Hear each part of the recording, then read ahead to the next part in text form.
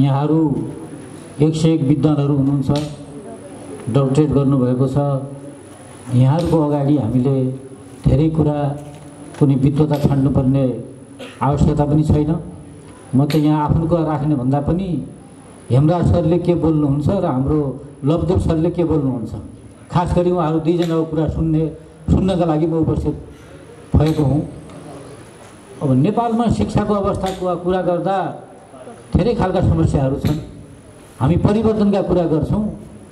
परिवर्तन दुई किसिमको हुन्छ, एउटा क्वान्टिटेटिभ हुन्छ, एउटा क्वालिटेटिभ हुन्छ। क्वान्टिटीमा त हामीले धेरै परिवर्तन गर्न सफल भएका छौँ। धेरै विद्यालय हामीहरूले खोलेका छौँ, धेरै शिक्षक सरहरू भर्ना पनि गरेका छौँ, कागज कापी पनि नयाँ नयाँ कलम पनि हामीले किनेका छौँ। कति कलमले नीतिहरू लेख्न हामी कति सफल भएका छौँ भन्ने कुरा यहाँनिर महत्त्वपूर्ण कुरा छ। त्यसैले गुणात्मक परिवर्तन हामीहरूले ल्याउन सकेका छैनौँ। अब हामी यस्तो देशका नागरिक छौँ कि शिक्षा ऐन पास गर्नु पर्यो, ल्याउनु पर्यो भनेर शिक्षकहरूले आन्दोलन गर्नुपर्ने अवस्थाको देश छ हाम्रो। जुन एउटा सरकारको आफ्नो पुरुष कर्तव्यभित्र एउटा रुटिनभित्र पर्ने कुरा पनि यो गर्नु पर्यो, यो नगरी हुँदैन, नत्र हामी आन्दोलन गर्छौँ, तोडफोड गर्छौँ भन्ने खालको द्वन्द्वको अवस्थामा जानुपर्ने देश हाम्रो छ। त्यसैबाट हामीले बुझ्न सक्छौँ कि हामी कति हाम्रा सरकारहरू, हाम्रा केन्द्रीय तहका नेताहरू, हाम्रो मुलुकको जिम्मा लिएका अगुवाहरू कति सेन्सिटिभ छन् शिक्षाप्रति भन्ने कुरा यसैबाट बुझ्न सकिन्छ। त्यस्तै हाम्रो सुदूरपश्चिम विश्वविद्यालय आज जति पनि हाम्रो डिग्निटरीजहरू मञ्चमा बस्नुभएको छ, उहाँहरू सबै कर्णालीवारीकै हुनुहुन्छ। यो हाम्रो लागि एउटा गौरवको विषय पनि हो। यस्ता खालका विज्ञ, एउटा विद्वान, एउटा विज्ञ विशेषज्ञ, आफ्नो विषयमा 100% हासिल गरेका, विदेशमा गएर पढेर आउनुभएका यस्ता खालका प्राज्ञहरू हाम्रो सुदूरपश्चिमै उपलब्ध रहेछन्। यो एउटा अपर्च्युनिटी पनि हो। र अर्को यसमा च्यालेन्ज पनि के छ भने यतिका विज्ञ प्राज्ञहरू भएर सुदूरपश्चिममा शिक्षाको क्वालिटीमा कति परिवर्तन भयो त? उहाँहरूको विज्ञतालाई, उहाँहरूको विशेषज्ञतालाई, उहाँहरूको नलेजलाई हामीले कति युटिलाइज गर्न सक्यौँ र त्यसको समाजमा के कति कन्ट्रिब्युसन भयो, यो पनि यहाँनिर महत्त्वपूर्ण कुरा छ। आज सुदूरपश्चिम सबभन्दा गरिबी रेखामा 34% गरिबी भएको प्रदेशमा पर्दछ। यो हाम्रो लागि सुन्दा कर्णप्रिय अवश्य लाग्दैन होला सबैलाई। त्यसैले यस अवस्थाबाट हामीले कसरी मुक्त पाउन सक्छौँ भन्ने कुरा छ। अब सुदूरपश्चिम विश्वविद्यालयको स्थापना गर्दा हामी सबै आन्दोलनमा लागेका थियौँ। अघि हाम्रो दोरेन्द्र भाइले धेरै कुरा राख्नुभयो। सेतिर महाकालीको ताँतान पनि परेको थियो, कैलालीमा हुने कि कञ्चनमा हुने भन्ने कुरा। र सुदूरपश्चिम विश्वविद्यालयको स्थापना हुनु सुदूरपश्चिमका जनताहरूको लागि एउटा अवसर हो। र साथसाथै चुनौती पनि के हो भने त्यहाँ कति राजनीति हुन्छ। आफ्नो पार्टीका मान्छेलाई भिसी बनाउन अथवा रजिस्ट्रार बनाउन अथवा डिन बनाउन अथवा क्याम्पससिप बनाउन पार्टीका बिचमा कति राजनीति हुन्छ र त्यो राजनीतिले विश्वविद्यालयलाई कति तहस नजर पार्छ भन्ने अर्को महत्त्वपूर्ण क्वेसन छ। आज जमानामा स्थापना भएको एउटा पार एक्सिलेन्सको नमुना मानिएको त्रिभुवन विश्वविद्यालय राजनीतिले गर्दा कुम्बर टुटेको छ। त्यहाँ राजनीति मात्रै छ। अहिले राम्रो खालका विद्यार्थी पढ्न जाँदैन। किन त्यस्तो अवस्था भयो? यो त्रिभुवन युनिभर्सिटी भन्दा राजनीतिले गर्दा। अब राजनीतिका लागि को जिम्मेवार छ त भन्दाखेरि त्यसका लागि हामी सबै जिम्मेवार छौँ। धेरै सरहरूले भन्नुहोला नेताहरू मात्रै त्यसको लागि जिम्मेवार छन् भन्दा नेताहरू मात्रै छैनन्। तपाईँहरू विज्ञहरू, प्राज्ञहरू पनि यु आर इक्वली रेस्पोन्सिबल। किन त भन्दा यदि कुनै विश्वविद्यालयको भिसी बनाउनु छ भने त्यहाँका सम्पूर्ण प्राध्यापक, सम्पूर्ण कर्मचारी बसेर ल हामी लबिङमा लाग्दैनौँ, हामीमध्ये सबभन्दा योग्य र सबभन्दा सिनियर वरिष्ठ मान्छेलाई भिसी बनाउनुहोस् भनेर सबैले लेखेर दियो भने त नेताहरूलाई, सरकारलाई पनि त दबाब पर्छ होला नि त। त्यो त हामी गर्दैनौँ। हामी आफ्नो पार्टीमा लबिङमा लाग्छौँ। लबिङमा लाग्दा अब कुन पार्टीले बाजी मार्छ, कुन व्यक्तिले बाजी मार्छ, त्यो अवस्थामा जान्छौँ। किन हामी पनि व्यक्तिगत स्वार्थमा सुर्लुम्ब आकण्ठ हामी सबै डुबेका छौँ। चाहे नेता हुन्, चाहे कर्मचारी हुन् चाहे प्राध्यापक हुन्, हामी सबै आफ्नो व्यक्तिगत स्वार्थ अथवा अन्य स्वार्थमा आकण्ठ डुबेका हुनाले आज देशको अवस्था यस्तो भएको छ। र सुदूरपश्चिम विश्वविद्यालय अरू देशका धेरै विश्वविद्यालयभन्दा के कुरामा फरक छ, के कुरामा पृथक छ भन्ने कुरा यदि हामीले प्रमाणित गर्न सक्यौँ भने यसको औचित्य हुन्छ। अब अर्को विश्वविद्यालय स्थापना हुँदैछ, मेडिकल युनिभर्सिटी। त्यहाँ पनि त्यही राजनीतिक तानातान हुने हो, मेरो भिसी हुनु पर्यो, मेरो पार्टीको भिसी हुनु पर्यो, मेरो पार्टीको एउटा रजिस्ट्रार के हुने हो त्यो हुनु पर्यो, अनि आयोगको अध्यक्ष मेरो हुनु पर्यो, अनि विभागीय प्रमुख। यसरी जहिलेसम्म हामीले शैक्षिक संस्थाहरूलाई एकाडेमिक इन्स्टिट्युसनहरूलाई राजनीतिकरण गरिरहन्छौँ त्यो बेलासम्म शिक्षाको स्वतन्त्र र स्वस्थ विकास हुन सक्दैन। अस्ति यहाँ एउटा कार्यक्रममा जर्मनीको बोन विश्वविद्यालयका 2 जना प्रोफेसर आउनुभएको थियो। उहाँहरू 1 हप्ता बस्नुभयो, रिसर्च गर्नुभयो, अनि एउटा कार्यक्रम भयो। त्यसमा मैले प्रमुख अतिथिको रूपमा बोल्ने मौका पाएको थिएँ।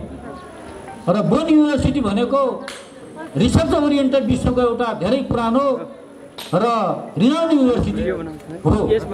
उहाँहरूसँग मैले धेरै कुराहरू गरेँ र अरू देशमा, युरोपमा, अमेरिकामा, यहीँ भारतमा पनि कुनै पनि नेताको, कुनै पनि प्रशासकको विश्वविद्यालयमा हस्तक्षेप गर्ने आँट पुग्दैन। हेर्नुहोस्, कल्पना उसले गर्न सक्दैन कि म मेरो पार्टीको एउटा मान्छेलाई विश्वविद्यालयको भिसी बनाउँछु भन्ने कुरा कल्पनासम्म गर्न सक्दैन। इन्डियानिर, यहाँ इन्डिया पनि, अमेरिका रूपमा त कुरा छोड। त्यस्तो ठाउँमा हामीले हाम्रा छिमेकीहरूबाट पनि केही कुरा सिकिराखेका छैनौँ र हामीले करेक्सन गरेर गएनौँ भने हामी जहाँ पुग्नुपर्ने हो त्यहाँ पुग्न सक्छौँ। र अब जय पृथ्वी क्याम्पसको, बहुमुखी क्याम्पसको विषयमा म 2 पटक यो क्याम्पसको व्यवस्थापन समितिको अध्यक्ष भएँ। त्यसको लागि म यहाँ सम्पूर्ण साथीहरूलाई, बजारको समाजलाई धन्यवाद दिन चाहन्छु। म कुनै स्कुलको व्यवस्थापन अध्यक्ष अहिलेसम्म भएको छैन, मैले हुने इच्छा पनि गरिनँ र त्यस्तो मौका पनि मिलेन।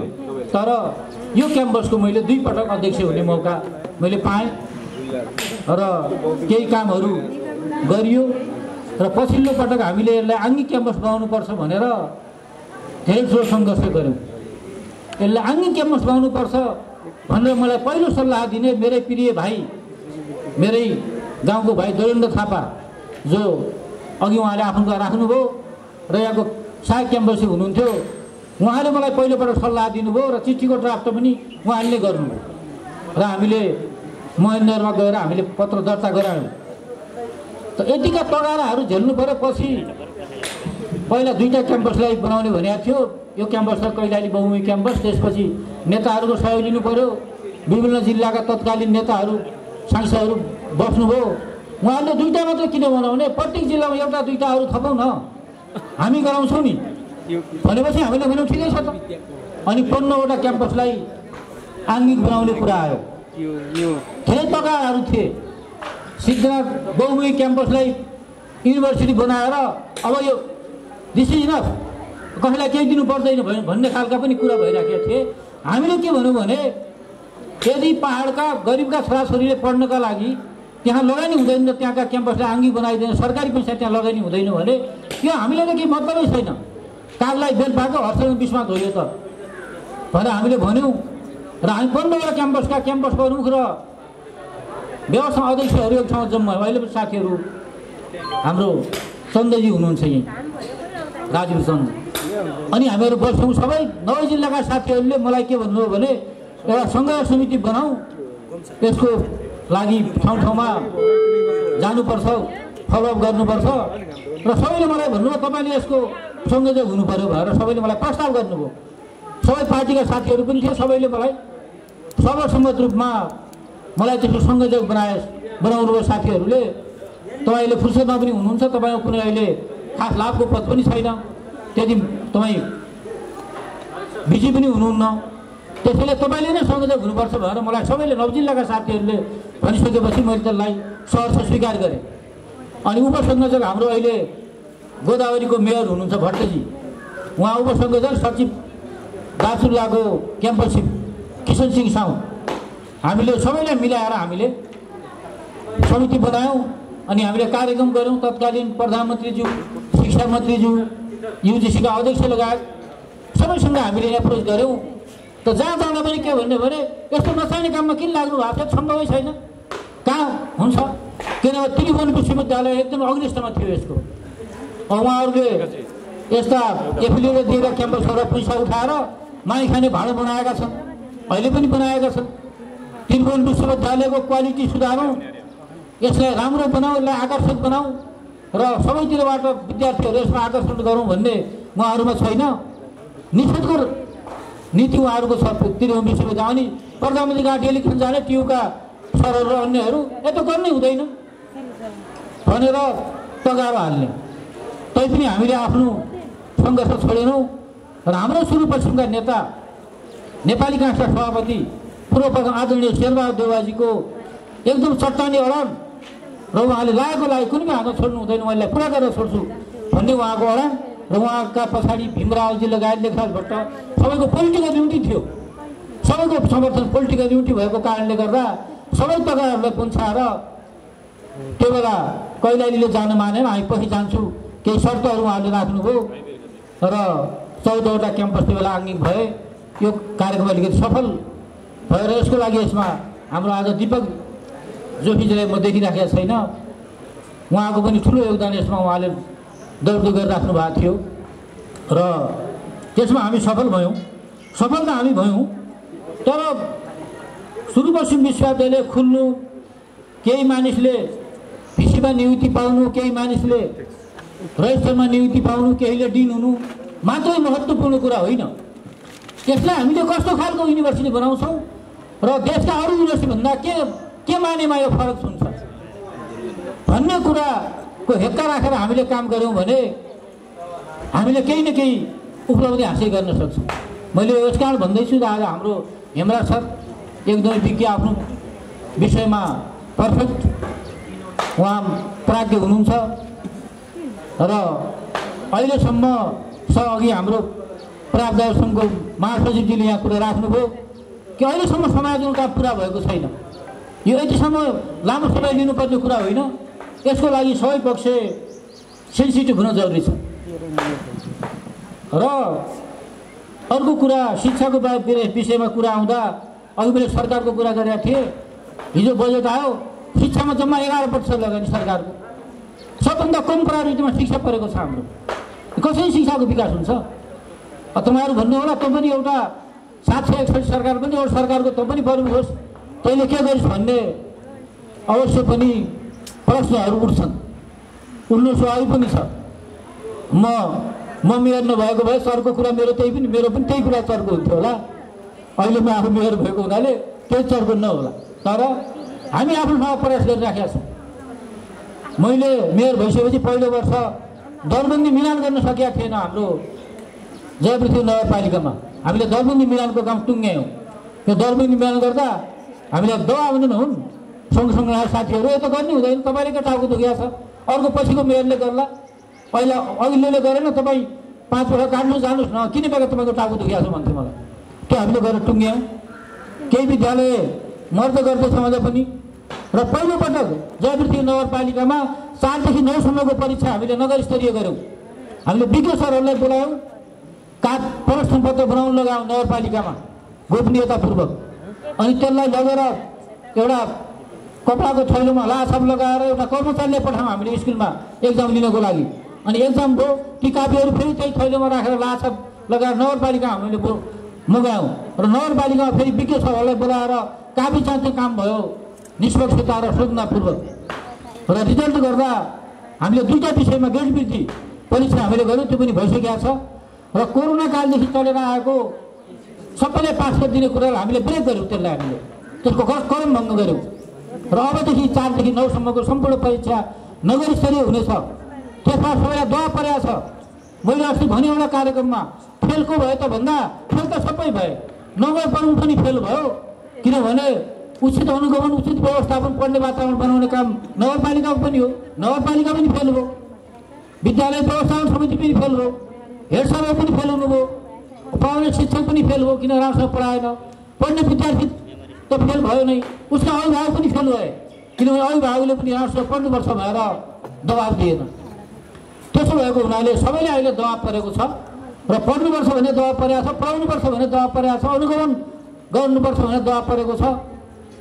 त्यसैले यसबाट केही न केही सरकारको उपलब्धि हुने हामीले आशा गरेका छौँ र आज हाम्रो यति ठुला हाम्रो प्राज्ञ सरहरू, हाम्रै विद्वान, हामीले आदर गर्नुपर्ने विद्वानहरू यहाँ आउनुभएको छ र एउटा ठुलो एउटा यो बझाङको प्रथम एकाडेमिक एसेम्बली यसलाई भन्न मिल्छ र यसबाट केही उपलब्धि हामीले गर्न सक्नुपर्छ। अब यहाँ क्लोज सेसनमा धेरै छलफलहरू हुनेछन् र यो हामीले आयोजना गऱ्यौँ र आइदिनु भयो, विशेष पनि आइदिनु भयो।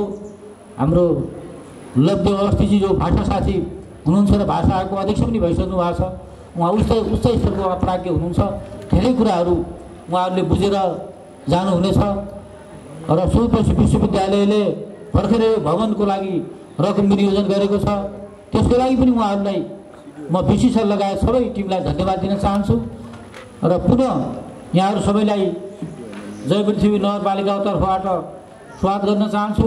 यद्यपि विश्वविद्यालय स्थानीय सरकारको म्यान्डेटमा छैन, हामीले माध्यमिक शिक्षासम्मको जिम्मेवारी दिएको छ, तैपनि त्यो नभए तापनि एउटा स्थानीय सरकारको जिम्मेवारीको कारणले यो क्याम्पसलाई गर्नुपर्ने सहयोगका लागि सधैँ तत्पर रहनेछु भन्ने प्रतिबद्धता पनि यहाँहरू समक्ष व्यक्त गर्न चाहन्छु र यो 2 दिनको हाम्रो जुन कन्फरेन्स छ यसबाट निस्केको